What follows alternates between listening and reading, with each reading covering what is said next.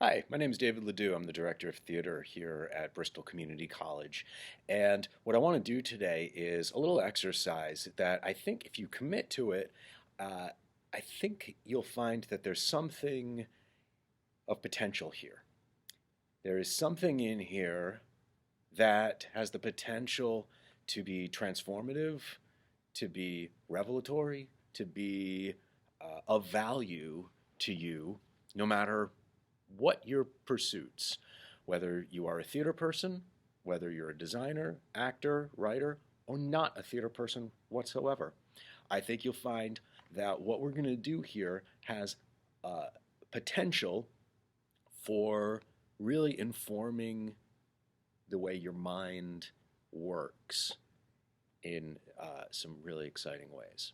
So, I would like to ask you over the next 10 minutes or so to commit to doing this exercise, no matter what distractions may present themselves, whatever emails or phone calls or people you live with, whatever happens, barring an emergency, I want you to just make the commitment to this exercise and see what happens, no matter what thoughts, feelings, no matter what distractions present themselves. I want you to just give over to this exercise and almost as a scientist, right, as a little experiment, just see what happens. Just notice and see and observe what happens. So, what we're going to do is look at the basis of dramatic art. Drama comes from the Greek word meaning to do, to act. So, drama is a story told through seeing human beings in action, pursuing an objective. They're in conflict. So, it's a story of human behavior.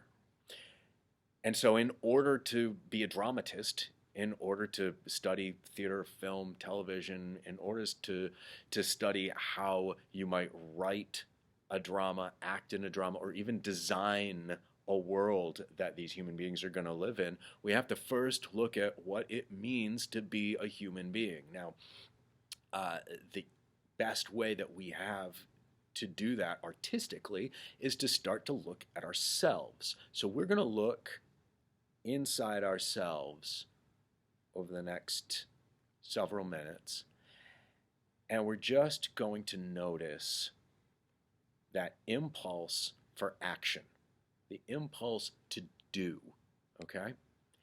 So just to get started, you can close your eyes, or you can continue to look at the screen, or you can turn and just put your focus somewhere else. But I want you to just take a moment and be aware of all of the impulses that are living in your body moment to moment to moment that are making you do something. See if you can catch those impulses as they're happening.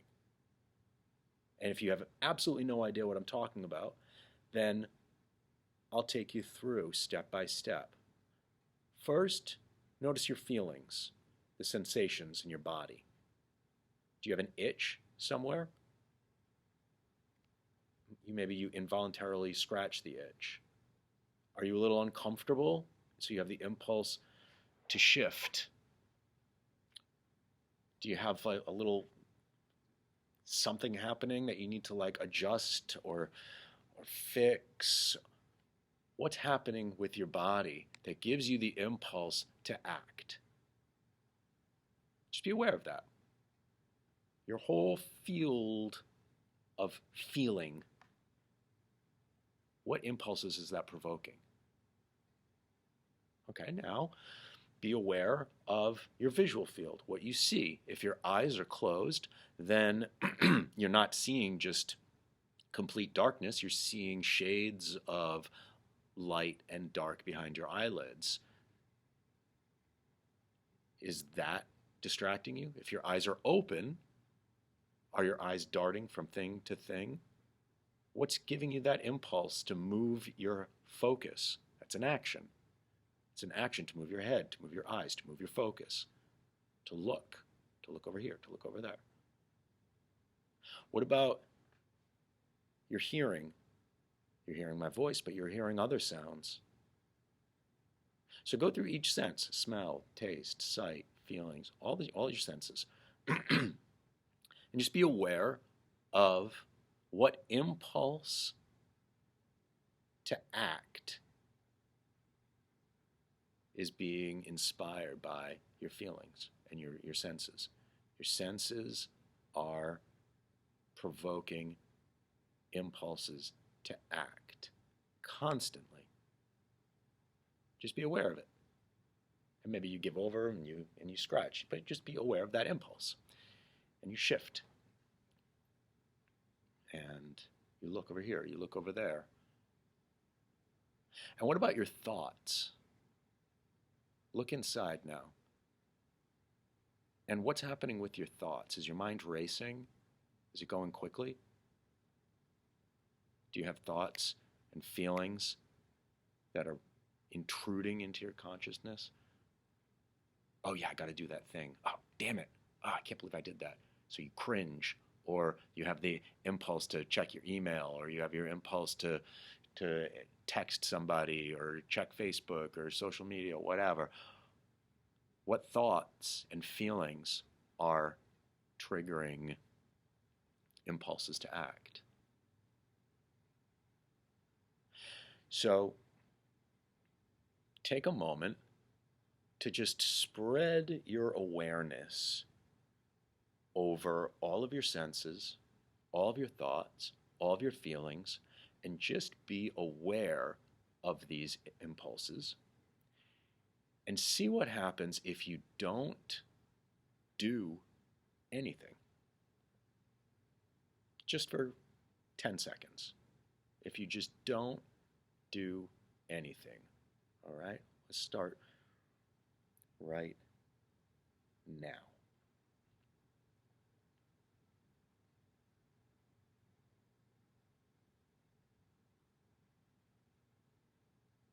Good.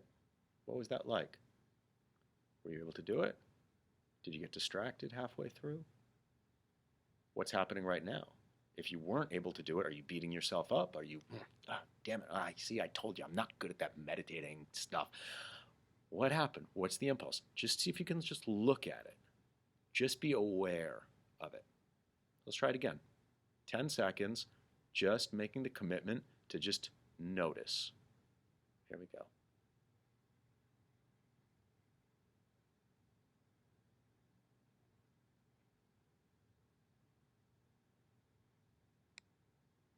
Good. So, what happened? What thoughts? What feelings? What sensations? Was it just emptiness? Or was there something else there? So now, as I continue to talk, keep bringing yourself back to this idea of noticing but not doing. Just look at it. Look at the impulse. And you might find that the one impulse that you cannot deny is the impulse to breathe. Right? We have to breathe. And most of the time, you're breathing completely involuntarily. It just happens, whether you're thinking about it or not. So put your focus on your breath.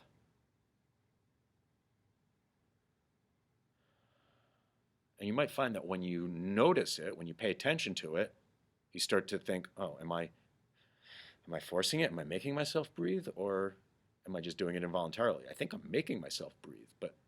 And so it starts to get a little confusing.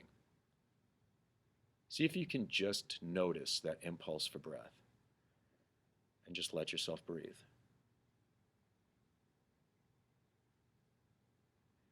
And let that be the only thing that you're doing. Don't need to itch or adjust or distract yourself or dart your focus around, look around.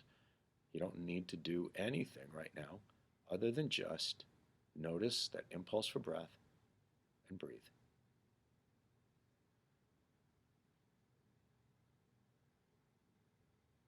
And if you can't find where that impulse for breath is, then just don't breathe for a second. It'll scream at you. It'll start to present itself. And then you give over to it. You don't suck in the breath. You don't have to take a tight, deep breath. Just let yourself breathe. Moment to moment to moment. Put your focus on that impulse for breath and notice all the other impulses. Notice your thoughts. Notice your feelings. Sounds, sights. And what happens if you don't do anything but breathe? If you just look at it. And let's take another 20 seconds and just let yourself focus on the breath and be aware without needing to do anything.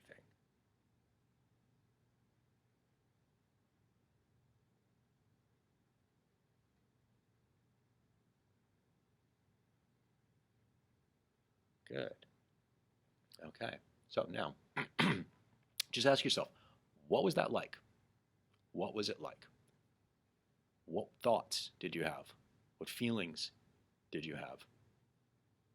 Were you totally unable to focus for more than a couple of seconds and you'd get distracted and you'd itch and you'd scratch and you'd shift and beat yourself up because you can't do it right?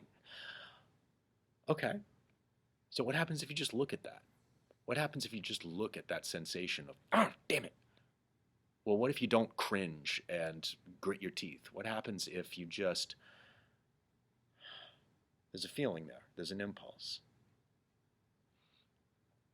So when we're making theater, we want to create a world where the actors can be lost in the moment. We want a set and costumes and a script and lights and actors who are all, the actors are able to inhabit that world and be lost in the moment, executing action after action after action, an unbroken line of truthful actions that constitute the story. And we don't want the actors to be outside of it thinking about it. We want them to be lost in the moment. How do you get there? Well, you get there through making choices. You get there through analyzing the script. You get there through collaborating with the director. You get there through a rehearsal process of losing yourself in the moment and then coming back and reflecting on it, losing yourself and reflecting and making choices and crafting a world where you can ultimately be in front of the camera or on stage or wherever and be lost in the moment. So this relationship to being lost in thought, lost in feeling, lost in the present moment, and being able to observe and reflect and mold your choices of action. This relationship is key. And you'll find in your life that you spend most of your time just lost in the moment. You're lost in thought, lost in feeling, lost in whatever. Somebody cuts you off in traffic, damn it, and you yell. Well, I couldn't help it. Couldn't help yelling at them because they cut me off. That was my feeling. Or somebody, bruises your ego, and so you respond. And well, I needed to stand up for myself. I needed to make myself. And so we respond. We react. We associate ourselves with our thoughts and our feelings. That is just us. That's who we are. I had to. I couldn't help it because that's just how I felt. That's who I am. But it's a really empowering thing when you realize that there's a part of you that can be lost in the moment, and there's a part of you that can step back and reflect. And the thing that we ask ourselves always is, what do the characters want? What do the characters want ultimately? What is their objective? What do they need? What do they want? And so once you answer that question in a piece of text, then the directors and the actors, and if you're writing it as the playwright, once you've discovered what the characters want, then you can make choices that satisfy that, that are informed by that. And once you ask yourself that question in your life, what do I want? Well, then you can take a moment to breathe and reflect, and you don't have to just respond and yell at the person and ruin your opportunity to forge a good relationship with this person and solve the problem that's presenting itself. Maybe you don't need to just lash out at them. Maybe you can take a breath and solve the problem. So this is a really powerful thing in art making, but it's also a powerful thing in your life. Breathe and look at what's happening. You are a very big, changing thing. Yourself, who you are, your thoughts, your feelings, your sensations, all of that is this changing cloud that changes moment to moment to moment. Every time you hear something, every time you see something, every time you take something in, it's changing the way you think and feel moment to moment to moment. And so the more you become aware of that, the more you can utilize that to your benefit. As an artist, you can utilize that to craft compelling human stories. And as a professional, as a person with an engaged mind, as a student, as a lifelong learner, you can start to look at your life as in an intentional way and craft an intentional life for yourself. So this is really emblematic of the philosophy of the Bristol Theater Program here with the work that we do. We're doing the work of trying to create art, dramatic art that can be important, that can be relevant to important conversations about what's happening in our world. And in order to do that, we have to look at ourselves. And that can have really, really powerful effects, whether you want to go on and be a professional artist or whether you just want to be informed, let art inform you in your life. It can be a really powerful set of tools that can inform whatever you want to do. So I invite you to continue to reflect on this. Do this exercise of just breathing and paying attention and seeing that distinction between being lost in the moment and being able to step back and reflect. Thank you so much, and I hope to see all of you very soon.